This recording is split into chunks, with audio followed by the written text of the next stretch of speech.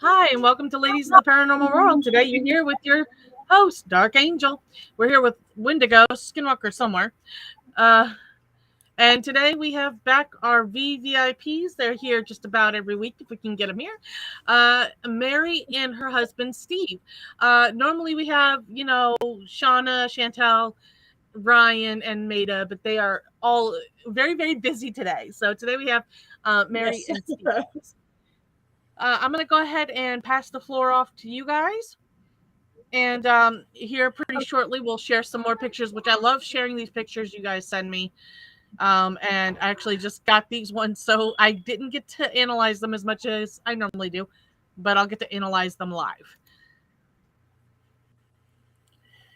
When I first met Steve, one of the first things I asked him was, "Do you believe in the paranormal?" And he goes, "What, you mean like ghosts and stuff?" And I'm like, "Well, yeah, that broad spectrum, but basically ghosts." And he goes, "Well, I don't believe in it and I don't not believe in it. I've just never had anything happen to me to make me believe in it." And I told him, I said, "Well, if you stick around me long enough, believe me, you're going to come to know that the paranormal is real." And I think after almost 30 years together, he realizes that, yeah, it's real. He's had some things happen when I've been gone. He's heard voices, stuff like that. But uh, I think one of the first things with Steve that he realized, a house that we lived in Denton, Texas, just a small little 2-bedroom house. I was working the 3 to 11 dispatch shift with the city of Denton, and the house, we would shut our bedroom door and just have a little single air conditioner running in the summer. And I got home a little after 11, no big deal. He was laying in bed watching TV, and I walked in, and he goes, "That bedroom door swung open by itself." And I said, "Oh, really?"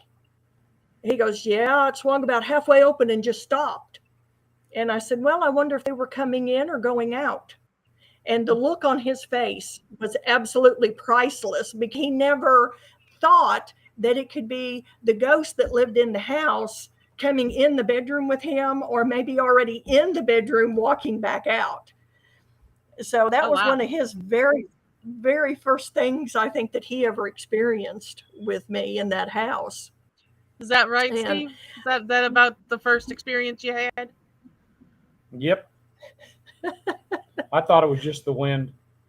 there was no way that it could be the wind, because the bedroom door came off of a very short hallway, and off that hallway across from it was the other bedroom, which was empty, and the bathroom, and then went into the living room. So there was no way it Right. was the wind.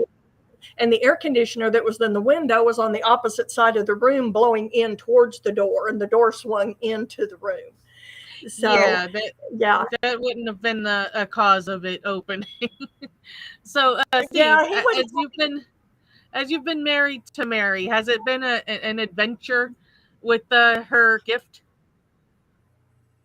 Uh, yeah, yes and no. Explain. It's Yes, yes, and no. I don't know how I don't know how to. The only really experience I really have was when we were at Tombstone, and we were at the birdcage. Well, let me kind of lead into that. Um, I had always wanted, I kept telling him, I want to go back to Tombstone. Well, in this life, I'd never been to Tombstone, but I had such a pull to go to Tombstone, Arizona. And I kept telling him things about Tombstone that he's like, "Well, how do you know? You never been there." Well, come to find out, I had past life regression. One of my lives, I've had 9. One of my lives, I was a saloon girl in the Birdcage Saloon in the 1800s, 1880, 1881, that time frame. And we finally got around to going, and I was just so excited, because I'm like, "I'm going back, I'm going back, I'm going back." He still really didn't believe me. And we're driving to go, and he's like, "God, are we ever going to get there?" And I said, "Yeah, Tombstone's just up this hill, mountain hill, whatever, down over to the right hand side in a little valley." I thought we were driving to Mexico. And he's just gives me the side eye look, like, okay, right. And we topped the little mountain and looked down to the right, and there's Tombstone. And Oh sitting wow. right Okay. where I knew it. Yeah. So we get to Tombstone, we get checked into our B&B, and he's still not believing. And we decide to go downtown into the historical part of Tombstone. That's still all the original buildings and boardwalk and everything. It's awesome. I would live there if I could. Yeah. And he goes, okay. He goes, Smarty, where's the birdcage? And we were on the Right. extreme north end of Allen Street. We had just pulled in with the car and parked. And we were standing on the boardwalk, and I kind of looked around and I went, oh, it's all the way down the end of this street, Allen Street, on the right-hand side. It's the very last building down there on the right. And it was a little ways down. And he's like, okay, yeah, right. Well, we walked down there, and there was the birdcage exactly where I said it was going to be. So I think that little bit kind of got him started believing that, yeah, maybe she has been here before. So we went in and did the tourist thing, and they have a ghost investigation in the evenings that started, I think, at 7, 8 o'clock. So we went to that, and there was about 20 other people that was there. The lady that was working there giving the tour, I recognized from the past life that she was also there in the 1800s working at the birdcage. We just connected. So at one part of the investigation, we were sitting up on the stage around a really big table, and I thought we were sitting in a circle. well, it was kind of a oval type. Everybody's just sitting around, but we weren't up at the table. The table was in between everybody, and we were just kind of all sitting around. I hadn't planned on doing any type of paranormal activity, channeling, nothing. I was just there to see what I could see myself. Right. One of the stories connected with the birdcage is Margarita, and she was a saloon girl that worked there. She was murdered in the birdcage by another saloon woman named Silver Dollar, who worked at a different saloon down the street.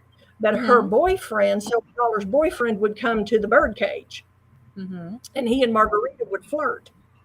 Silver Dollar didn't like it and came in one time and saw Margarita sitting on his lap and stabbed her.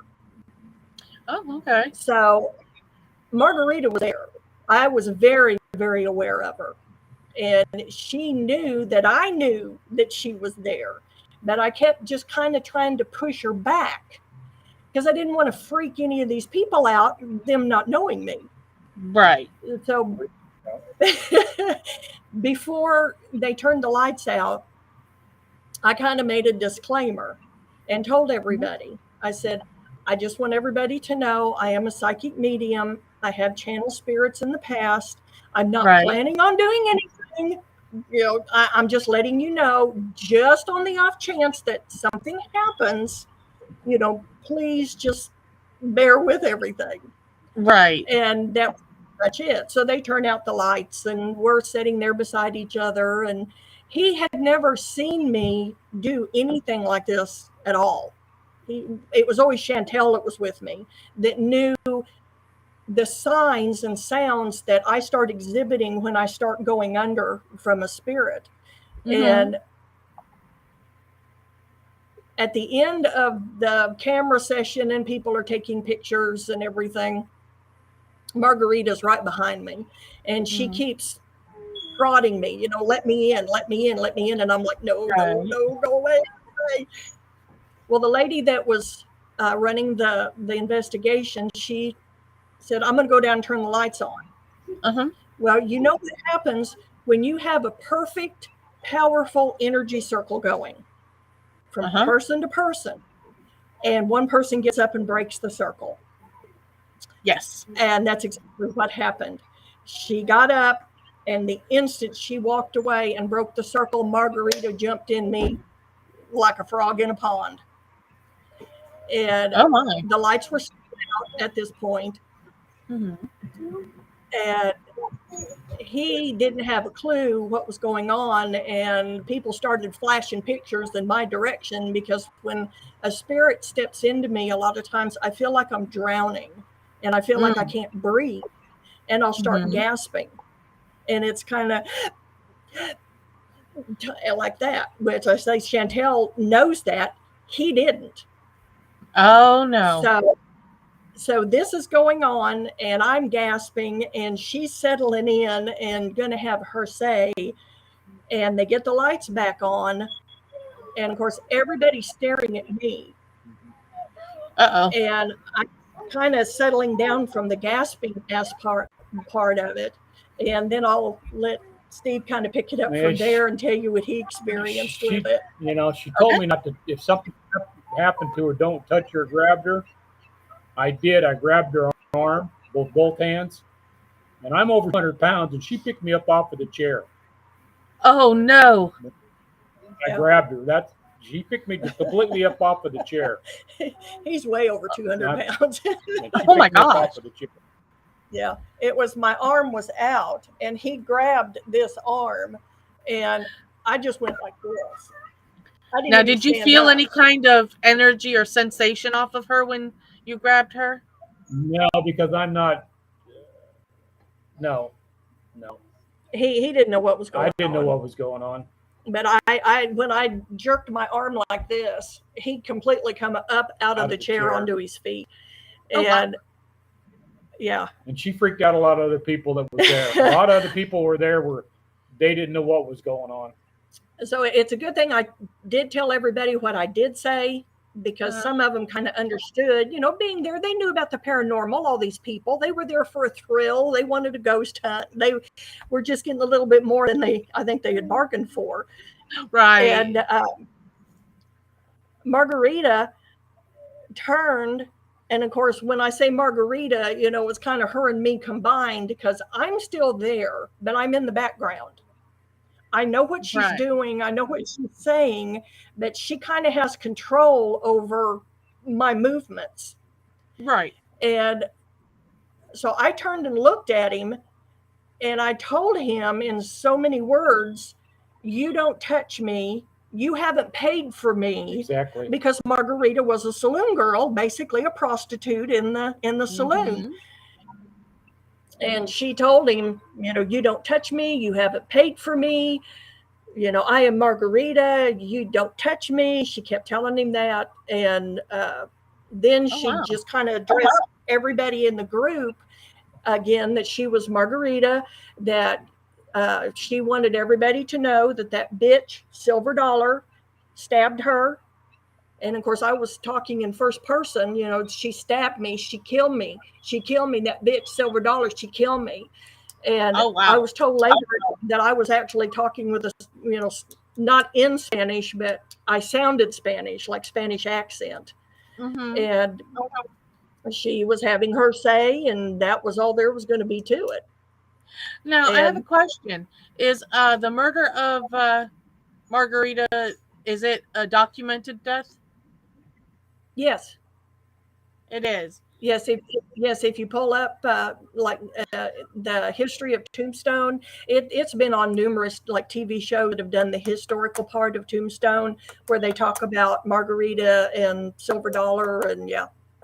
And Okay. there are some I've seen two different deals where one said that Silver Dollar stabbed her, one Mm-hmm. said Silver Dollar shot her, but Uh-huh. when I channeled her, Margarita said she stabbed her. Okay. That sounds like, you said it feels like you're drowning. Prior to Hmm. that, is there any sensation that you get besides feeling like you're drowning before you're overcome? I feel their energy. Some It's just like a wash of electricity goes over you. The hair stands up on my arms, and I can just feel the wave of energy coming at me. Sometimes I can smell perfume. It just depends if it's a male or female, that sort of thing. But Right. yeah, I can feel them coming. That Did we wash of switch energy twins at some comes at point? me. I'm sorry. I thought I saw Wendigo and now I'm seeing Skinwalker. I said, did we Oh, switch twins at some point? They're twins, by the way. I looked down, I see walk Skinwalker. After a few seconds, I thought I saw Wendigo. Now I see Skinwalker. I'm like, okay, we're playing tricks now. We're playing pranks. um, it's the twin prank. So when you're feeling these energies, have you ever felt the need to aggressively act out during I don't want to say possession, but during a channeling? Yeah, I've had a couple of times where the spirit was wanting me to attack a woman to shut her up, basically. Um, there is a extremely haunted house in Gainesville, Texas, that is pretty well known. A lot of people have been to it, and the lady's written books and quite a bit of stuff. One of the few times I was there, because I actually had a demonic spirit warn me not ever to come back to that house, and I took his advice, considering the conversation he and I had at one time. But Right. before that happened, um, I was there with this lady and her husband, and she does a lot of rescue, spirit rescue, and that's what she was trying to do this one evening. And I was kind of just sitting back behind her, and she was standing up in front of me about 3 or 4 feet, and her husband was to her side, and she was doing her ritual of what she was doing. And the spirit didn't actually possess me, but he was trying to get me to do what he wanted. But I wasn't actually channeling him per se, but he was in my head telling me, you need to attack her, you need to choke her, get Oh up and wow. choke her, choke her up, shut her up, you need to attack her, choke her. And I Oh, told that's her, scary. yeah, I got up out of my chair and I started backing away from her. And I told her, I said, you need to do what you need to get done, because he's telling me to attack you and he's trying to force me towards you. And Right. she kind of looked at me and I said, and he's coming right now through that bathroom door. So, and she turned towards the bathroom door and started throwing her ritual spell that she was saying. And he started dealing with her then instead of me. But Oh, yeah, okay. I get told sometimes when things are going on that they want me to try to interfere, and of course I won't.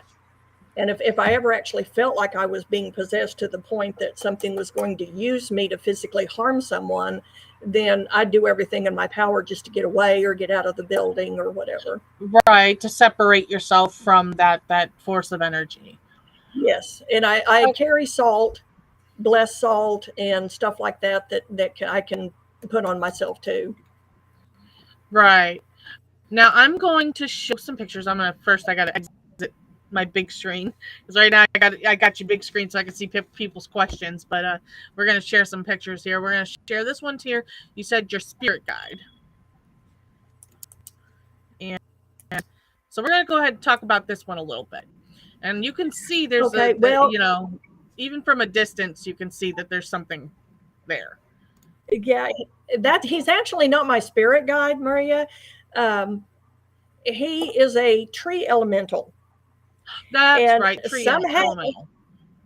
yeah, somehow he got in my house, and because they're outside elementals, and where we Mhm. live, we have buku trees. I mean, it's just pitch black outside with trees everywhere.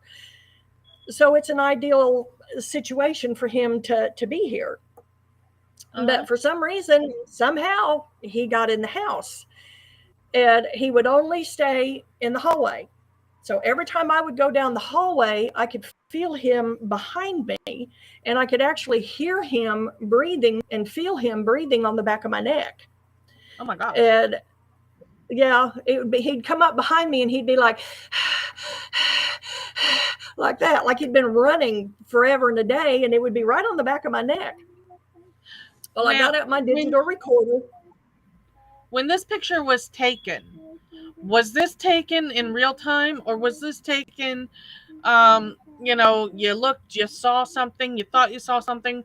Are we sure that it's not pixelation or what's the word I'm looking for? no, it was taken in real time outside in a set of bushes that we have. And of course, obviously, after get Gobby out of the house, I just started calling him Gobby because I could see him in my mind when he was in the house. I never Right. physically saw him with my eyes, but I saw him in my head. And when I got my digital recorder, I asked the question. I said, "Are you who keeps chasing me up and down the hallway behind me? What do you want?" And he was, "Yes." I said, "Well, what do you want?" And he said, "Help." And I thought, Uh-huh. well, I thought, you don't look like a normal spirit. Anybody that's seen Lord of the Rings, what he looked like was that gobby creature, Gollum, or whatever they called him Uh-huh. in that movie. That's what he looked like. And that I was getting in my head. So I knew he wasn't an actual, human spirit. I knew he wasn't demonic because he didn't have that feel about him or anything. Right. So a friend of mine, who's a very high-ranking Cabot witch, was out here at the house, and I was telling him about him, and he goes, "Oh yeah," he said, "he's right down there at the end of the hallway." He said, "That's tree elemental." He said, "You want me to get him out?" And I said, "Oh yes, by all means, please get him out," because he wasn't happy being in the house. But I didn't know Ah. what I was dealing with or how to get him out of the house. So this guy did a cleansing, and we got Gobby outside. And I told Gobby, "Look, you got all these trees out here, dude. Pick a tree. If you want one specific tree, there it is. I'll plant you a tree. There's new saplings all over the place. Just have at it with the trees." So one evening, Chantel and myself and Shauna was out in the front yard, and there's a row of hedges right there, and some of the leaves and stuff, of course, showed up. But you can see, I was just kind of had a feeling that I watched from this area. So I just Uh-huh. started snapping pictures, and sure enough, there he was. And you I was can gonna say, see in him right this particular picture, you can see what looks like eye sockets there. Mm-hmm. on both sides, almost of equal Mm-hmm. distance. You can see what looks to be the shape of the head and the skull, or the Mm-hmm. jawline, and what Yeah. appears to be an opened mouth. So, I mean, this Yeah. definitely has a very creaturific look to it. It's definitely very unique capture. And I don't think this is pixelation. I can't 100% one way or another say it's paranormal, but it's definitely very intriguing that it looks very much like a real living creature. And the way that it sits, it's you can see a brow line, you can see what looks to be the nasal ridge, Mm-hmm. and you don't see any breakup of leaves in it to be that maybe just the leaves were laying a certain kind of way. Um, so, in my opinion, it's I would say unexplained. Uh, Yeah. Unexplained. And it looks like a skull head, and that's exactly It what he looked like. Yeah. In my mind, when I would see him, it looked just like a skull head. So, and he's still here. He's out and about. There's a lot of times when I go outside and I'm trimming dead branches or cleaning up or something, he'll come around and kind of keep me company. Or if we're going to be gone for a weekend or something, when we're leaving, I'll be like, "Okay, Gobby, it's all yours. Keep everything safe. And don't let anybody break in the house. And if they do, chase them out." So he's kind of my Yeah. watchdog and very friendly. I have no issues with All him right. Now we're gonna as get long as it. he stays We're gonna outside. get into some of your experiences.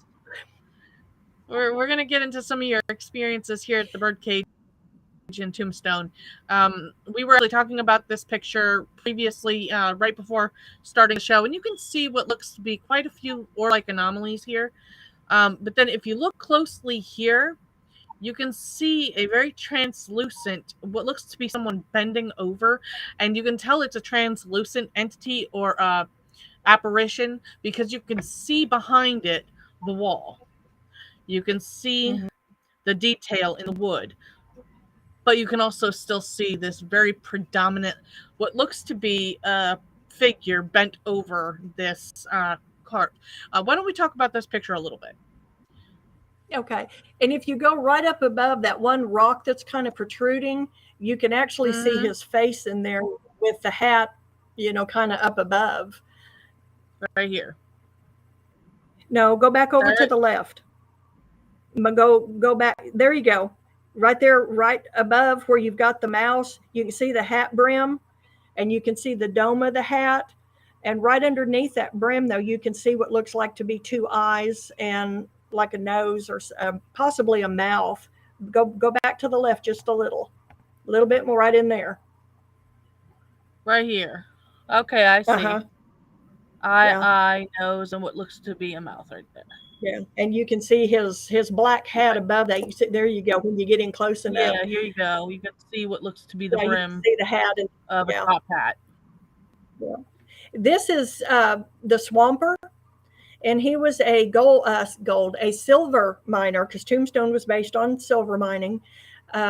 Nobody knew his real name, and at this point, this is in the bottom of what they called Big Nose Kate's saloon. And Mm-hmm. right now, you go downstairs, and there's a gift shop down there just off of this, and this is barricaded off where you can't get in there. At the base of that, his bed right there is a great big hole that he would go down to try to mine silver. That white Mm-hmm. thing that's right there off to the left side of the picture at the base of the bed, that's my finger. That right Yeah, there, I I'm kind pretty of sure my figured you can see the outline of your fingernail right there. yeah, yeah. That the lady down there in the gift shop was telling us stories about how That's got thrown. hats would be thrown. There was a mother scolding her child down there at one time and kind of getting on this little kid, and all of a sudden a hat come flying across from that area, the door, uh, towards that woman and hit her. And it was kind of like the Swamper telling her to shut up and get off griping at the little boy.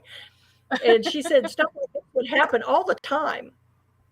Well, the we were taking I was standing there outside the little bars just taking numerous pictures, and all of them were perfectly clear.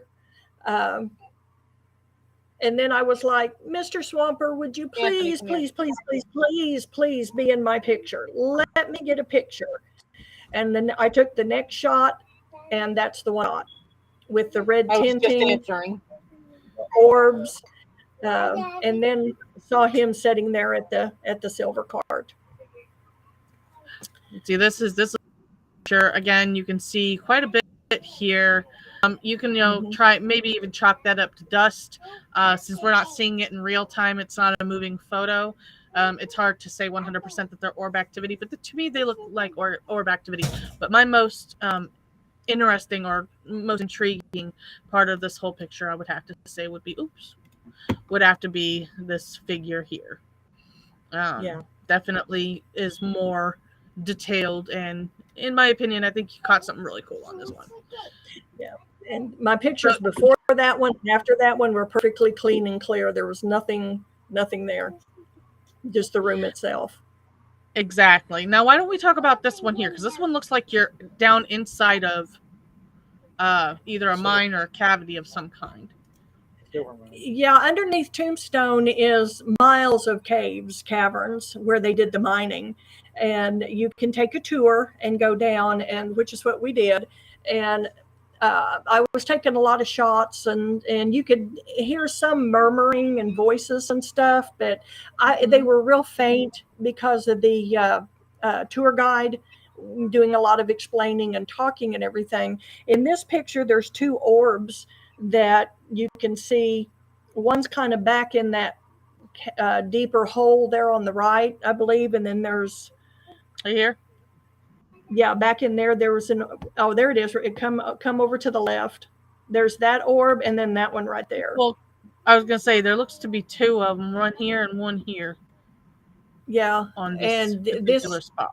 there's kind of an image that's way in the back. I think is in this picture. I may be mistaken. It may be a different picture, but I have one that you can actually see the outline of a man standing back in the back in one of these, and then there on the just is the other orb that's right there.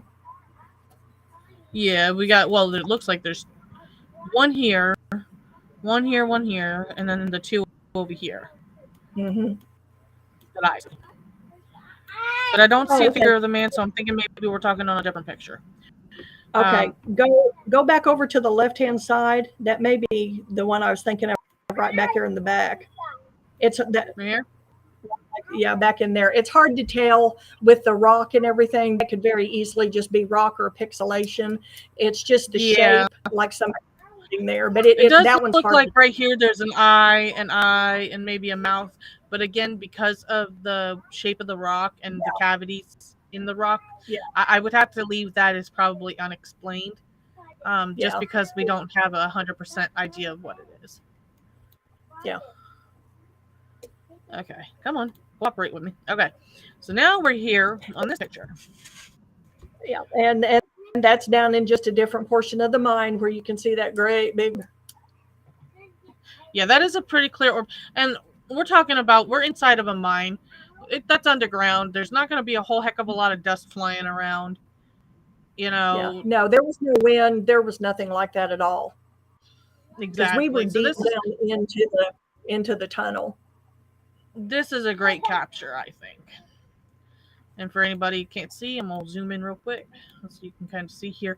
You can actually see the rock behind the orb, so that gives us the indication that it's a transparent anomaly, Hmm.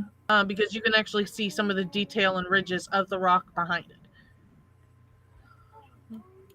That's a really good capture as well. And now we're here on this one, and we have what appears to be another Another old. translucent or transparent apparition here. And again, you can see the details behind it. But why don't we go ahead and talk about this one a bit? Now this is downstairs in the bird cage. There was this poker table, and then over to was another poker table, and this is where they played poker. I think it was Sit 8 down. years. 8 years, so many months, so many days, right down to an hour, 24 hours a day, 7 days a week for over 8 years. They played poker, and you had to have, what'd you say, $1,000. $1,000 buy-in, which of course back then was a fortune. And Mm-hmm. guys would play till they ran out of money, or they just quit, or passed out from drunk or no sleep, and then somebody else would take their place. I Yeah, do have didn't they another. say it's the longest poker game ever played? Yep. Yes, Yep. yes. Yep. And I apologize for not getting that other picture to you, and I'll try to get it to you for next week if you want to show it. But the big Absolutely. mirror that's there on the wall, you can see, not in this one, but in the other picture, a reflection of a man sit at one of the poker tables, and there are no mannequins at the And they tables. still got the original whiskey barrel up there. And but he sets back up, and you can see the arm, what looks like a vest, his blue jeans, just like somebody's reflection in the Oh, mirror. wow. And yeah, it's an awesome catch. And I'll get I that can't one wait to sent to see you. that one. I really can't. That one sounds really exciting. It's really something. Everything down here is the original stuff that was when the birdcage was in operation in the 1880s. Mm-hmm. Back over to the right, there's a little open that's barred off where the owner has um, paperwork and like a trunk. There's wine that's down there, which of course by now has gone sour, but Oh yeah. they have oak casks of bourbon whiskey, original whiskey from the Oh wow. 1880s that's still stored in these casks under the birdcage. Yeah, still there. Oh wow.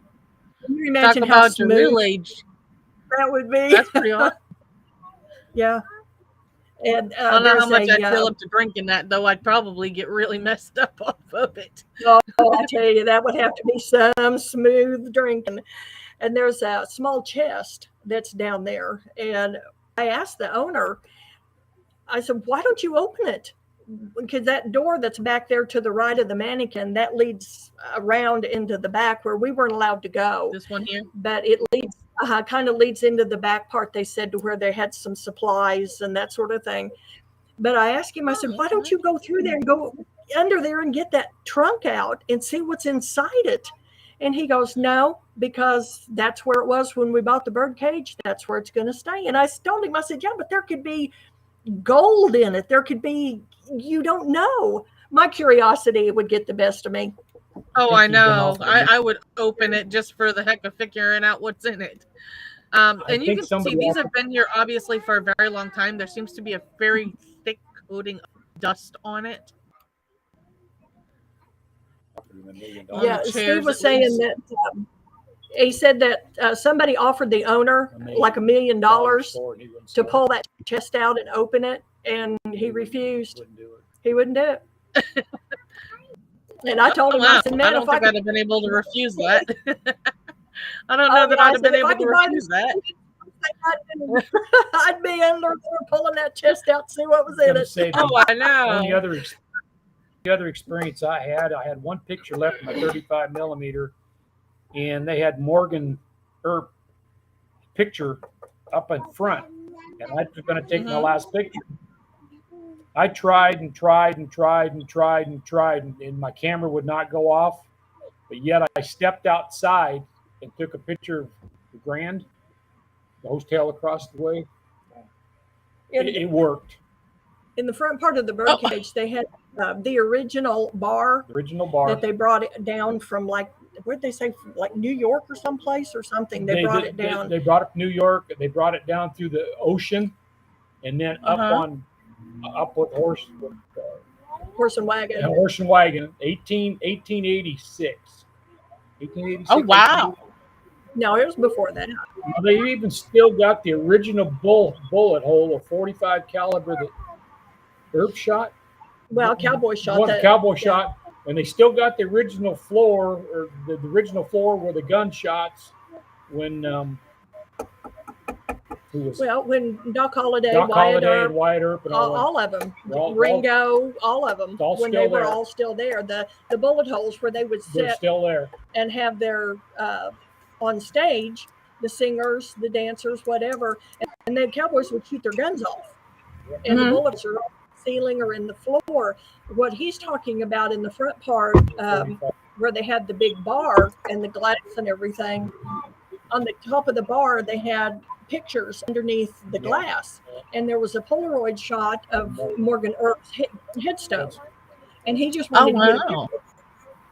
And that's what he was trying That's to pretty zoom cool. in on with our 35 millimeter camera. Mhm. And every time he tried to take the picture, it would blur. He could point it Oh, in wow. the other direction. He could point it out the window, take it outside, point it at another picture that was under glass, and it would be perfectly clear. But when he went back to that picture, the headstone, it would blur, and it wouldn't let him take Camera wouldn't work. Oh, wow. So definitely we- some equipment failure. it. We don't know And why. there was other people that went in there where the batteries were drained. Yeah, which is very common to have batteries drained. Remember her saying something about that pool table being up against the door, and they had to go around to the back to get back in it. Remember that? Oh yeah, there's a lot of activity, but we didn't experience that ourselves. That the lady that was there at one time, because they have the front part of the saloon barricaded off because you have to pay to go into the back then the part where the upstairs. saloon and stuff is. And Okay. there was at one point they tried to go through the door to get into the saloon part, and the door wouldn't open. And somebody had to go outside around the back and come in through the very back door. And there's a huge pool table that was in there. It had been moved against that door and was blocking the door. And she said it took like 8 guys to pick it up and move it because it was so heavy. And she said it would be up against the door all the time. Ghost Adventure got and investigated. No idea how that got that way. Well, the male spirits that are there, yeah. They have one guy. That's kind of scary, but cool that they're able to move that. One of the ghosts that's there, I believe they said his name is Eddie or Charles. I don't really remember, but he was a stage manager, and they said he's frequently seen walking back and forth on the stage and up and down, and that he's still there. But Doc Holliday's card table, is still there The with the Pharaoh cards, the Pharaoh table. all there. Everything's Oh, wow. original from back when. And for me, when I walked in there, it was like going home. My name was Annie Mae, and I was a saloon girl at the Birdcage in the 1880s. Now, I I know have I to ask you, when you first walk into the saloon, does it kind of have that feel of the time that it was running, or does it just give off the past vibes? it was kind of hard because the energy now is so mixed. I could feel in the back part of the saloon where the stage is and downstairs where the two rooms are that have the beds in them, where the men would, Hmm. if you wanted to pay $5, you could take whoever down there to the room. That's where Wyatt Earp and Josephine would go to have their trysts. And that room cost $5. And Oh, some of that energy is still there. I could hmm. feel some of that. But then you get the energy of everybody coming in and out, and the laughing, the talking, just all the emotional stuff going on over all these years, that it's kind of changed it. It's not quite the Oh, same. okay. And when you're Okay. in the saloon part, and I can send you a lot more of these pictures if you Oh, want I to would see love them. that. Up along the top of the balcony, they have individual little rooms that are curtained off, and they were called the Birdcage. That's basically where it kind of got its name. And Oh, okay. those were $1. Uh, Customers could sit up there with their drink and watch what was going on down below, or watch what was going on the stage. Or a cowboy could pay $1 and take one of the saloon girls up there and have his way with her for whatever amount of time, and then That a it was just dollar kind of, provided at that time. yeah, it was just kind of a brothel at some points. 6 on each side. So yeah, Wow. Okay. So it would have been considered at that time maybe a boarding house of sorts yeah, and a bar. yeah, yeah, kind of a bordello, saloon, poker, the whole 9 yards. And it was the most Wow. fancy place at the time. The Birdcage was. They had Big Nose Kate's. They had the Grand. Now the Grand burned 3 different times and was rebuilt 3 different times, and they You don't know know, why it kept burning. I've actually seen. I think Ghost Adventures did an episode on them, Mhm. and Yeah, they have talked about there being quite a lot of dark history and dark presences in that particular yeah. location. Um, there's history today, and I'm not going to try to dispute it, but history today talks about the OK Corral. Hmm. The actual OK Corral was destroyed. Where they take you when you're at Tombstone for the reenactment to see everything isn't the real OK Corral. It's just there for Yeah. No. tourists. There was also a lot of talk uh, that the the cowboys, what they were called, the bad guys, what they referred to them as, the cowboys, they actually didn't start the fight at the OK Corral. Hmm. Wyatt Earp, Doc Holliday, and his two brothers are the ones that actually went after the cowboys because of everything that was going on, and they were just going to put an end to all of it. And they said, "To heck with it," and they went after them, and they had their. But they said a lot of it doesn't go down like the movies show it. They have No. eyewitnesses at that point. I don't actually remember from my past life seeing what happened, but I was there in that other life, but I don't remember actually seeing what happened. Um, I have a newspaper that I got when we were in Tombstone, which is the original. It's a copy of the original newspaper with Hmm. eyewitness reports of the shooting at the OK Corral and how it went down. And a lot of people were saying that it was all on the Earps, and that some people called them Oh. killers and murderers for what they did. Yeah. Yeah. So for those who are unfamiliar with the OK Corral, do you want to give a little bit on that? Well, it's History just hasn't changed basically the way that it used to be. it was just basically a corral area, and that was where the final shootout between Wyatt Earp and his brothers and Doc Holliday and the so many cowboys that was in the group that was wanting to not abide by the law. Because back in those days, there really wasn't a lot of it. I mean, you had your I was gonna say marshals. there wasn't a whole lot of law to the law. Money could pay for everything, and if you could be bought, you were bought. Yeah, and you had your sheriff, you had your marshals. Wyatt Earp was a marshal, and they basically is kind of like what James Bond 007 was. There was a license to kill, uphold the law Yep. as you knew it, and that was it. Well, the Cowboys kind of had their same attitude about it. They thought what they were doing was right, so they felt like that they could shoot up the town and run everything and do what they wanted, and it Yep. just kind of At culminated that in the at that shootout. time too, the sheriff could be bought, and you could walk up inside of the jail cells and shoot whoever through the bars of the jail. Uh, Yeah, pretty much. if you paid a high What's enough price. what's sad is movies have romanticized and glorified the old Western days.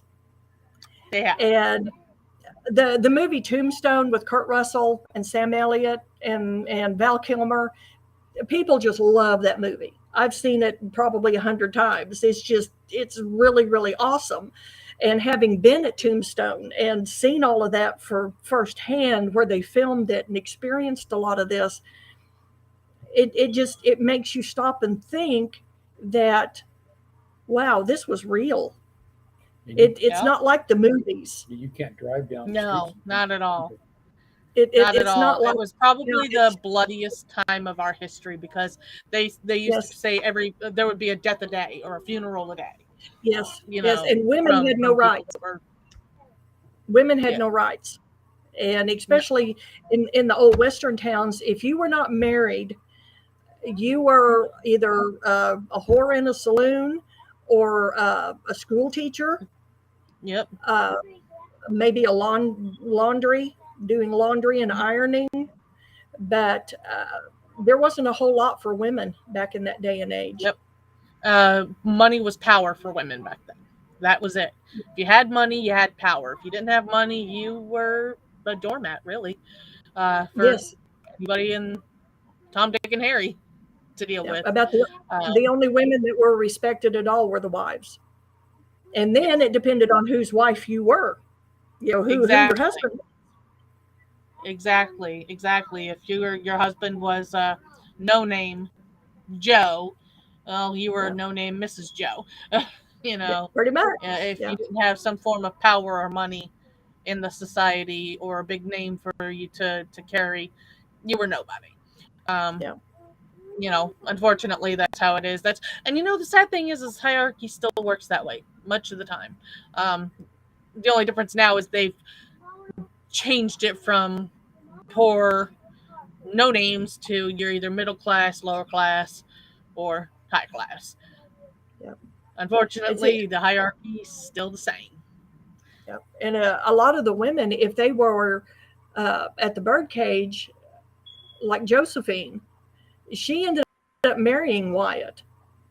In the Hmm. movie Tombstone, they portray Josephine as an actress that comes into town to perform in the birdcage. That's Hmm. not true history. Josephine was a saloon girl and a whore in the birdcage, just like the rest of them. I mean, Yep. that's a fact.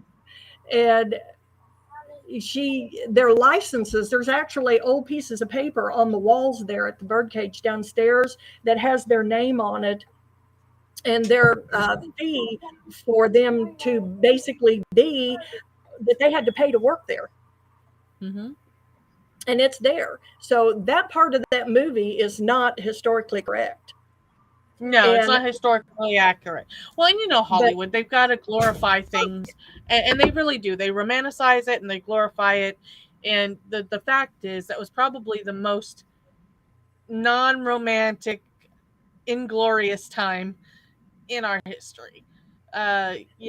Between things that we did to natives, for example, or oh yeah, to coloreds. or anything of that nature was very cruel. Yeah. Um, and as times changed, yes, we know that now, but back then, no one cared. It was money. If you had money, you were a made man. If you didn't have Yes. money, you didn't matter to society. If Yeah. you didn't have Yeah. X amount of slaves, you didn't matter in society, because the more slaves you had at that point in time, the more you were worth. Yeah. And the men that went out to mine the silver, they Hmm. would try to keep it quiet, because if they hit a Oh yeah. load, and even if they staked their claim, is they'd get Hmm. some. That's why they called them claim jumpers, because somebody'd come along, the bad guys, the bandits, whatever you want to call them, they'd come Hmm. along and jump the claim and kill the guy that actually had it and take over. And Oh yeah. there really They wasn't killed much talk about. prospectors. Yeah, They'd there murder the wasn't much talk prospectors that were mining at it. all. And you had Big Nose Kate, who was Doc Holliday's girlfriend, who Hmm. was another basically prostitute that was well respected for Yeah. because of what she did and who she hung with. Yeah. You didn't want to cross Doc Holliday. You didn't want to cross Wyatt Earp or Virgil or Morgan, any of them. Yeah. So those Exactly. men Exactly. being associated with them was actually respected to a certain degree, Hmm. even though everybody knew they were prostitutes. Yeah, exactly. Absolutely. Where You can watch all your old westerns all you like, but the fact is, and it'll will remain the same, those are just Hollywood's romantic ideals. Yeah, Unfortunately, it is nothing like what it was in that time. yeah. It's very, very Virgil different from what it was. Virgil Earp has actually been reported being seen by numerous people over the years. A tour group that was walking just down the boardwalk and was being taken around, explaining this building was this building was that. They said it was about dusk, and they saw a man come walking out of what is Big Nose Kate's saloon, and just stopped and Hmm. was leaning up against a pillar. And he was dressed in the old broadcloth long coat with the hat, wide brimmed Hmm. hat, and everything. Um, Hmm. and they said the group just kind of stopped, and even the tour guide was looking, going, "Who is this guy? Because we don't have anybody in dress that's supposed to be coming out of this building or doing anything right now." And when they got a little Hmm. closer, he just kind of poofed. And they said Mm. the tour guide got a close enough look at him that he said he believed it was Morgan Earp had come walking out. Oh wow, Yeah. that's Now really awesome. I read that story in Fate magazine several years ago.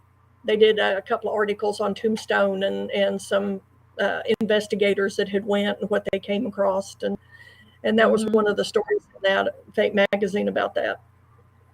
Yeah, and there's another one that I had seen on Tombstone. I think it was Ghost Adventures that had this episode, but you could actually see the silhouette, the darkened silhouette of what looked to be a man in a cowboy hat with a trench coat walking into the saloon, Hmm. which I thought that was probably the coolest thing I'd ever seen. But they do have accounts like that where you can hear cowboy boots on the hard floor of the buildings, the older buildings. You can see silhouettes of cowboys, smell cigar smoke, Hmm. and they say even hear the disembodied sounds of what sounds like a bar when it's running. Music and Yeah. the what am I talking? Word I'm looking for, like the pleasantries and the laughter and things like that Hmm. that are reminiscent of residual uh, Yeah. hauntings. And some of it could just be the residual, imprint that's left in the area, in the air, Mhm. for want of a better word. Uh, about 4 or 5 years after Steve and I was there, Chantel and Shauna and myself went back. And we're still looking for those pictures we told you about. Chantel thinks she's got them packed away in a storage unit. That we had went down to Allen Street about 11, 12 o'clock, middle of the night type thing. And of course, there was nobody around. And we were standing across from the birdcage Mhm. and waiting, because we had heard and been told about a lot of times that the birdcage would kick up in the middle of the night, just like it did going full blast like they did when it was up and running Mm-hmm. in the 1880s. And we didn't hear a whole lot, but at one point I actually walked over to the birdcage to the side of the building and was just kind of had Mm-hmm. my hands on the side of the building and was listening, and I could hear very faintly what sounded like activity going on inside, like really faint tinny sounding music coming off of the piano type thing, and just like a jumble of voices talking, and it was faint. And I had to ask myself, am I really hearing this, or am I just wanting to hear this? Right, It's exactly. it's just awesome to You know, go I can't invest. wait to get the chance to go to Tombstone. It's quite a drive from where I am, but I would love the chance to go. Well, Um, you can you know, get I've heard that if you go, you don't leave disappointed. That's true. Yeah. I don't know if they still do it now. It's in October sometime. Last I knew yeah, that they actually do reenactments. yeah. That the people Hmm. buy tickets, and of course there are several $100s from what I A lot understand, of the movie and stars go there. they're in their Western dress, Yeah. and they do reenactments of everything, and you just people come and live like it's in the Western days, strolling up and down the street, and sometimes Val Kilmer used to go and be there. I don't know if he does anymore because his health had gotten so bad there for a while, but they said Val Kilmer would come as often as he could and be there Hmm. to represent Oh his role in wow, the movie. Yeah. that's pretty awesome. You know, maybe one of these years I'll have to save up to be able to go and see that because that sounds really awesome. Wendigo, Yeah. Skinwalker, anything from the eye candy today? No. Never. Um, Unfortunately, as I come to the end of our show, we're coming to the end of our hour. I hate to say it, but we're gonna have to wrap things up. So we got a few minutes for a little bit of a bucket list. What is your top five bucket list? I'm sure we've talked about some of your bucket list. What's the top five for you guys? Like to go investigate someplace, or Hmm. Yeah. just uh, I'd like to go to the East Coast. I'd love to go through the Smithsonian and see some of the Mm. museums and the museums of natural history and all of that that's out there. Um, I don't know that I'd want to do stuff like the Lizzie Borden house and all of that because it's been done so much. But I would love to go to Gettysburg. I I've know been. it's really really active, and I would like to go to Florida, If you Sarasota. get a chance to go to Gettysburg, I would go to the Jenny Wade House, and across the street from the Jenny Wade House is the orphanage. Those would be the two places I'd suggest going to.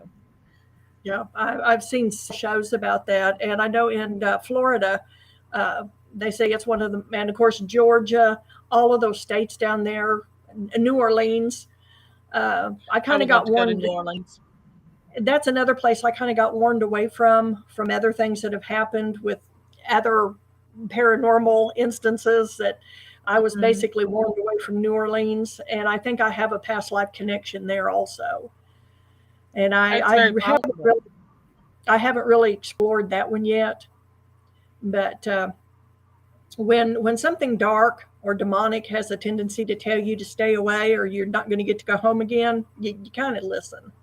Because Yeah. I'm not a demonologist, and I've come up against them, and I usually back down and like, okay, you're on your own. Mhm.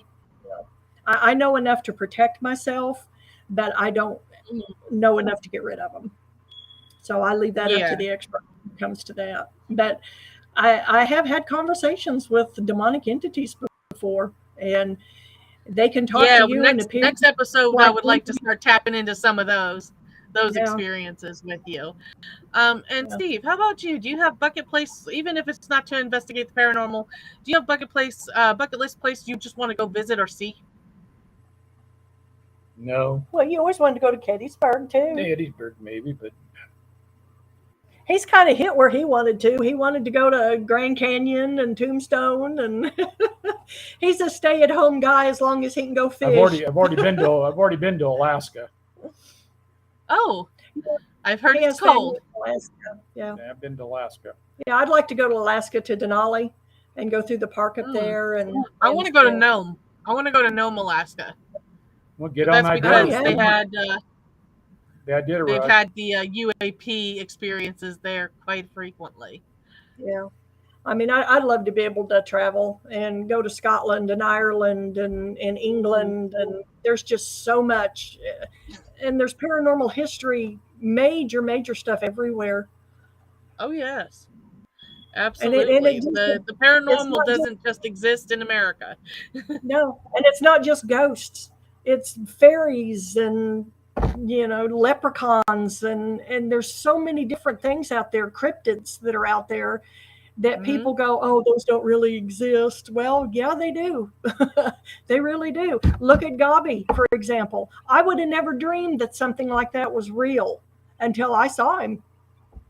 And I know I'm not crazy, and I know I really saw him. So, hey, you guys, I saw that look. Oh, they're probably talking about something in the background. Well, I said, I'm not crazy. And they looked at each other kind of like, Did you? I'm really not, I promise you. No, we're just talking about something totally different. Yeah. So That's what I thought. I'm just teasing you. We talk about all kinds of different things on here. UAPs is one of the ones that we talk about a lot, especially now that the government has, quote unquote, finally acknowledged their existence. Oh, yeah. acknowledged their existence. We've acknowledged their existence, but the government has told everybody for the past 150 years they don't exist. Yeah, that's because they didn't want anybody knowing that the technology that the aliens have. Want to keep it to themselves. Pretty much. No. So thank you again for coming on the show, and thank you, Steve, for joining us tonight, and just kind of giving us a little bit of your experience. That was really awesome for you to come and join us. And Mary, of course, we love having you on, darling, and I really hope to see Maida and the rest of the crew next week, hopefully. But as always, thank you for watching Ladies of the Paranormal World with us today, and we will be back again tomorrow with another wonderful guest from another wonderful state that I can't remember at this very moment. It's on the calendar. And you guys have a wonderful evening. All right.